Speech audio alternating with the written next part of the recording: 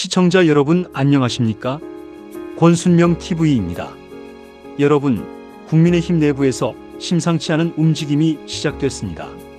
일부에서 10% 구성했습니다. 6월 3일 지방선거 이후 국민의힘의 진로를 놓고 당내 갈등이 계속되고 있는 가운데 오세훈 서울시장이 다시 한번 당 개혁을 강조했습니다. 그런데 이번에는 혼자 목소리를 낸 것이 아닙니다. 오늘 오세훈 서울시장이 국민의힘 5선 중진 윤상현 의원을 서울시청으로 불러 만났습니다. 그리고 만남 이후 윤상현 의원이 전한 오세훈 시장의 메시지가 정치권의 관심을 끌고 있습니다. 오 시장이 윤 의원에게 당 개혁에 대한 목소리를 내달라는 취지의 주문을 했다는 겁니다. 이 말 한마디가 왜 중요할까요? 현재 국민의힘은 장동혁 대표 체제를 중심으로 당을 운영하고 있습니다. 장 대표는 선거 이후 사퇴보다는 당 쇄신과 대여 투쟁을 선택했습니다. 하지만 당내에서는 여전히 다른 목소리가 나오고 있습니다. 선거 패배에 대한 책임을 어떻게 질 것인가? 국민의힘은 앞으로 어떤 정당이 되어야 하는가? 중도층과 수도권 민심을 어떻게 다시 가져올 것인가? 이런 질문들이 계속되고 있는 겁니다. 그리고 그 중심에 오세훈 서울시장이 있습니다. 오늘 오세훈 시장과 윤상현 의원의 만남이 단순한 개인적인 면담인지 아니면 당내 개혁 움직임을 본격화하기 위한 정치적 신호인지 관심이 쏠리는 이유입니다. 특히 오세훈 시장은 서울시장입니다. 그리고 서울은 국민의힘에게 가장 중요한 정치적 기반 가운데 하나입니다. 여기에 윤상현 의원은 5선 중진입니다. 만약 두 사람을 중심으로 당내 개혁론이 확산된다면 장동혁 대표 체제에도 적지 않은 압박이 될 수 있습니다. 그렇다면 지금 국민의힘에서는 도대체 무슨 일이 벌어지고 있는 것일까요? 오세훈 시장은 왜 지금 당 개혁을 강조하고 있는 것일까요? 윤상현 의원에게 직접 개혁의 목소리를 내달라고 주문한 이유는 무엇일까요? 그리고 장동혁 대표는 과연 어떤 선택을 하게 될까요? 오늘은 이 문제를 하나씩 짚어보겠습니다. 끝까지 함께해 주십시오. 1부 6월 3일 지방선거 이후 국민의힘에 무슨 일이 벌어졌나? 먼저 지금의 상황을 이해하기 위해서는 63 지방선거 이후 국민의힘의 상황부터 살펴봐야 합니다. 이번 지방선거에서 국민의힘은 전체적으로 상당히 어려운 결과를 받아들었습니다. 더불어민주당이 다수 지역에서 승리를 거둔 반면 국민의힘은 일부 지역을 지키는 데 그쳤습니다. 국민의힘 입장에서 가장 큰 위안은 서울이었습니다. 오세훈 서울시장이 재선에 성공하면서 서울시정을 계속 이끌게 됐습니다. 오 시장에게 이번 승리는 상당히 의미가 큽니다. 서울시장 5선이라는 정치적 기록을 세웠기 때문입니다. 하지만 개인적인 승리와 당 전체의 성적은 별개의 문제였습니다. 국민의힘은 선거 이후 당의 진로를 놓고 고민에 빠졌습니다. 특히 선거 패배에 대한 책임론이 끊이지 않았습니다. 당 지도부가 책임을 져야 한다는 주장과 지금은 책임론보다 당 쇄신에 집중해야 한다는 주장이 맞섰습니다. 이 과정에서 장동혁 대표는 후자를 선택했습니다. 당을 다시 정비하고 대여 투쟁을 강화하겠다는 것입니다. 장 대표 입장에서는 자신이 물러나는 것보다 직접 당을 수습하는 것이 필요하다고 판단했을 가능성이 큽니다. 하지만 이 선택이 당내 모두의 지지를 받은 것은 아닙니다. 일부에서는 새로운 지도체제가 필요하다는 목소리가 나왔고 또 다른 쪽에서는 당의 노선 자체를 바꿔야 한다는 주장이 나왔습니다. 여기서 등장한 인물이 바로 오세훈 서울시장입니다. 오세훈 시장은 선거 이후 국민의힘이 단순히 선거 전략만 바꿔서는 안 된다는 취지의 주장을 이어가고 있습니다. 당의 구조와 정치 문화, 중도층을 향한 접근 방식, 그리고 수도권 민심을 잡기 위한 전략까지 전반적인 변화가 필요하다는 것입니다. 결국 국민의힘 내부에서 벌어지고 있는 갈등의 본질은 단순한 당대표 논쟁이 아닙니다. 국민의힘이라는 정당이 앞으로 어떤 방향으로 갈 것인가를 놓고 벌어지는 노선 경쟁에 가깝습니다. 2부 오세훈이 다시 당 개혁을 꺼내든 이유. 그렇다면 오세훈 시장은 왜 지금 당 개혁을 강조하는 것일까요? 정치권에서는 여러 가지 해석이 나옵니다. 우선 오세훈 시장은 서울시장입니다. 서울시장은 단순한 지방자치단체장이 아닙니다. 한국 정치에서 서울시장은 언제나 중앙정치와 연결되어 있습니다. 특히 국민의힘 입장에서 서울은 매우 중요한 지역입니다. 서울에서 승리하지 못하면 전국 단위 선거에서 승리하기 어렵다는 것이 정치권의 일반적인 평가입니다. 오세훈 시장은 바로 이 서울에서 다시 승리했습니다. 그렇다면 오 시장 입장에서는 이런 질문을 던질 수 있습니다. 국민의힘이 다음 선거에서 다시 승리하려면 무엇을 바꿔야 하는가? 오 시장이 주목하는 것은 중도층입니다. 그리고 수도권입니다. 전통적인 보수 지지층만으로는 선거에서 안정적인 승리를 거두기 어렵다는 판단입니다. 특히 수도권 선거에서는 중도층과 무당층의 선택이 승패를 결정하는 경우가 많습니다. 따라서 국민의힘이 외연을 확장해야 한다는 것이 오세훈 시장의 기본적인 문제의식으로 볼 수 있습니다. 이 과정에서 당의 이미지 변화도 중요합니다. 국민의힘이 국민들에게 어떤 모습으로 보이느냐는 선거 결과에 직접적인 영향을 미칩니다. 당 내부의 갈등이 반복되고 과거의 정치적 논란에서 벗어나지 못하고 강경한 메시지만 계속 내놓는다면 중도층의 선택을 받기 어렵다는 것입니다. 오세훈 시장은 이 부분을 강조하는 것으로 해석됩니다. 그리고 오늘 윤상현 의원과의 만남은 이런 문제의식을 당내로 확산시키기 위한 움직임으로 볼 수도 있습니다. 3부 당 개혁 목소리를 내달라 윤상현에게 주문한 이유. 오늘 만남에서 가장 주목할 부분입니다. 오세훈 시장은 윤상현 의원에게 당 개혁에 대한 목소리를 내달라는 취지의 주문을 했습니다. 이 발언은 정치적으로 여러 가지 의미를 가질 수 있습니다. 윤상현 의원은 국민의힘 5선 중진입니다. 당내에서 정치적 경험이 상당하고 여러 인사들과 소통할 수 있는 위치에 있습니다. 따라서 오세훈 시장이 윤상현 의원에게 직접 당 개혁을 주문했다는 것은 당내 중진들이 보다 적극적으로 목소리를 내달라는 의미로도 해석할 수 있습니다. 현재 국민의힘 내부에서는 지도부 중심의 쇄신과 당 구조 자체를 바꾸자는 개혁론이 동시에 존재합니다. 오세훈 시장이 윤상현 의원에게 목소리를 내달라고 한 것은 이 가운데 후자에 가까운 움직임일 가능성이 있습니다. 당의 미래에 대해 중진들이 공개적으로 토론해야 한다는 것입니다. 그리고 이것은 장동혁 대표에게도 부담이 될 수 있습니다. 왜냐하면 당내 개혁 논쟁이 본격화될수록 지도부의 책임과 역할에 대한 질문도 함께 커질 수 있기 때문입니다. 장동혁 대표가 추진하는 쇄신과 오세훈 시장이 주장하는 개혁이 서로 다른 방향으로 움직인다면 당내 긴장감은 더욱 커질 수밖에 없습니다. 4부 장동혁 대표와 오세훈 시장의 차이는 무엇인가? 그렇다면 두 사람의 차이는 무엇일까요? 장동혁 대표는 현재 국민의힘을 중심으로 당을 재정비하는 데 초점을 맞추고 있습니다. 당의 조직을 정비하고 대여 투쟁을 강화하고 선거 과정에서 제기된 문제를 파헤치고 보수 지지층을 결집하는 방식입니다. 반면 오세훈 시장은 더 넓은 외연을 바라보고 있습니다. 중도층, 수도권, 청년층, 그리고 기존 국민의힘 지지층 밖에 있는 유권자까지 끌어안아야 한다는 것입니다. 이 차이는 개혁신당과의 관계에서도 나타납니다. 오세훈 시장이 개혁신당과의 연대 가능성을 언급한 반면 장동혁 대표 측에서는 아직 연대를 논의할 때가 아니라는 취지의 반응을 보였습니다. 이것은 단순한 말싸움이 아닙니다. 국민의힘이 앞으로 어떤 세력과 손을 잡고 어떤 유권자를 공략할 것인지에 대한 전략적 차이입니다. 장동혁 대표는 국민의힘의 정체성을 먼저 세우려는 쪽입니다.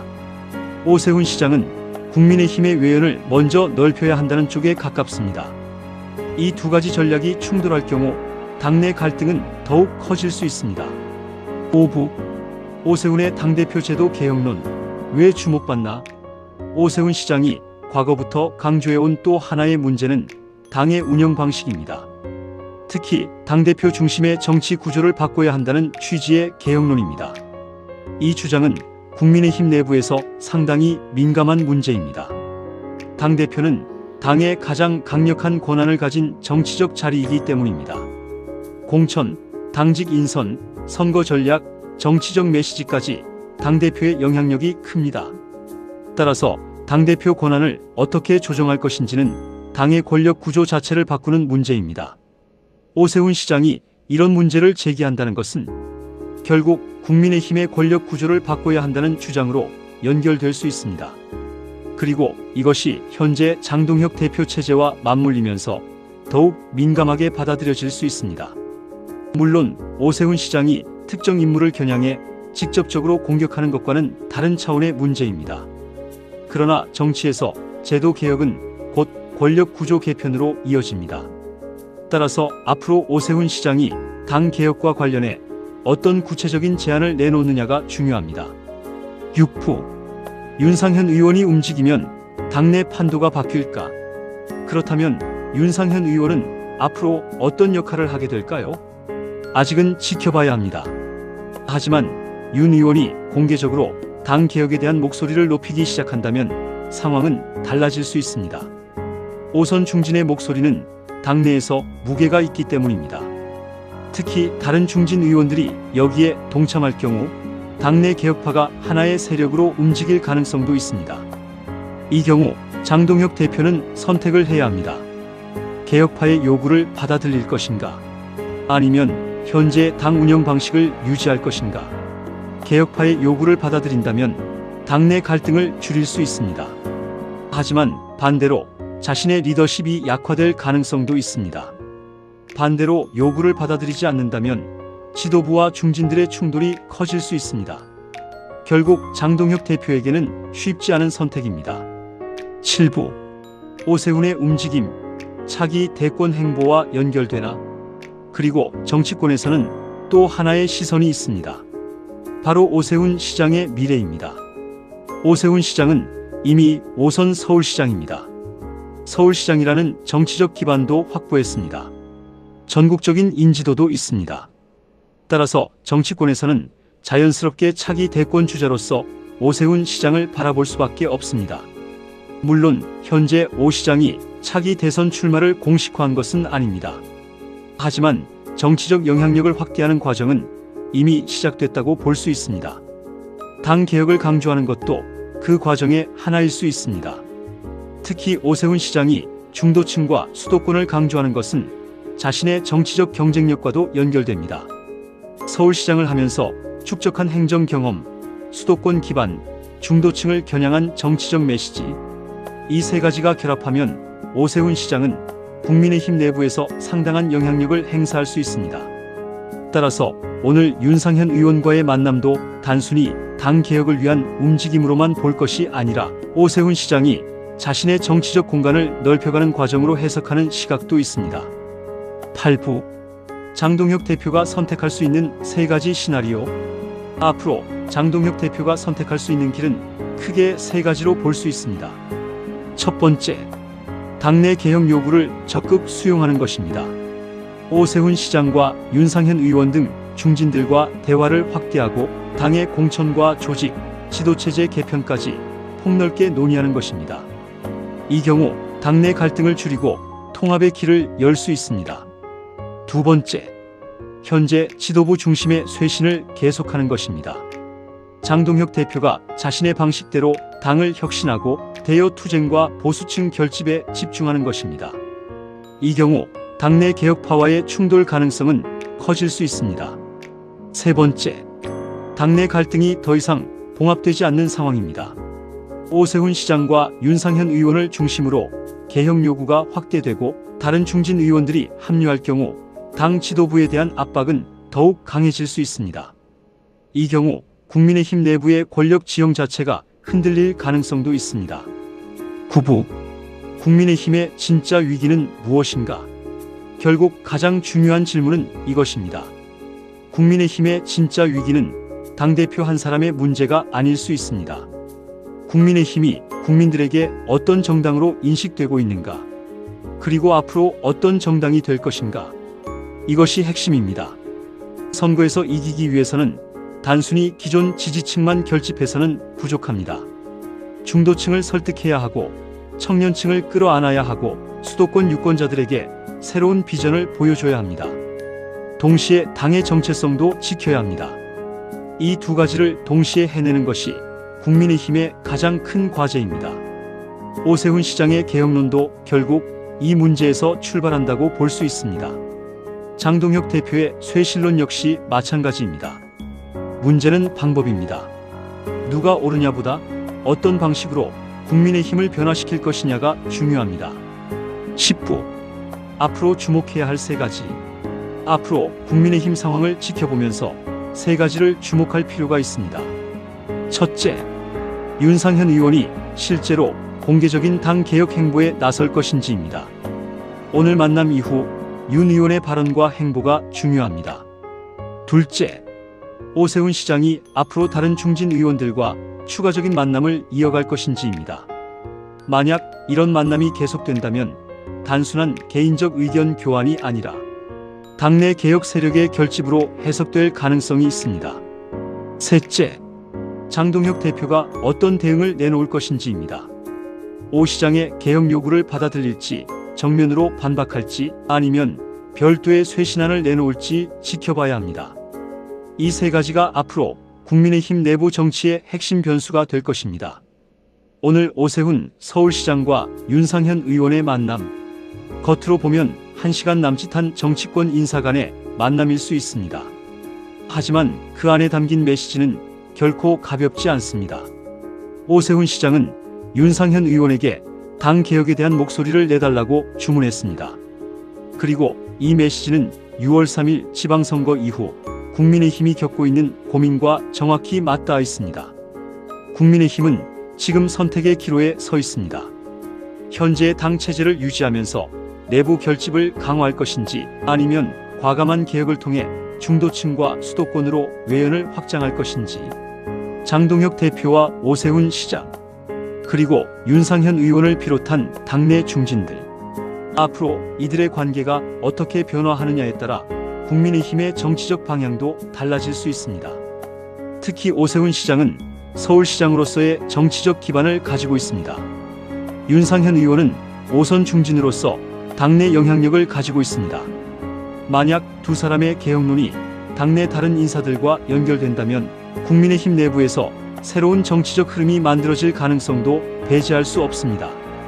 반대로 장동혁 대표가 적극적으로 개혁 요구를 수용하고 당 쇄신의 방향을 새롭게 제시한다면 당내 갈등이 오히려 변화의 동력으로 전환될 수도 있습니다.